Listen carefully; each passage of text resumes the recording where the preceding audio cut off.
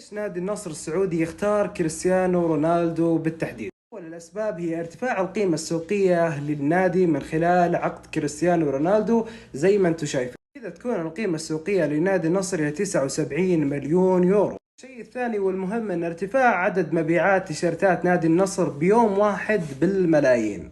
بعيدا عن الرياضة نتطرق إلى جانب جدا مهم. كريستيانو رونالدو يعتبر أكثر شخص في العالم متابع في وسائل التواصل الاجتماعي. النقطة جدا مهمة، راح يكون كل العالم تقريبا يعرف عن السعودية ويعرف التطورات اللي قاعدة تصير بالسعودية. شخص مثل كريستيانو رونالدو لما أزال مشروب كوكاكولا قدر يخسر الشركة أكثر من 2 مليار دولار، وهذا الشيء جدا مهم. كريستيانو راح يكون واجهة سياحية ثقافية تحط أنظارها على السعودية. التوقيع مع كريستيانو رونالدو تم تغطيته على مستوى العالم وجميع القنوات العالمية.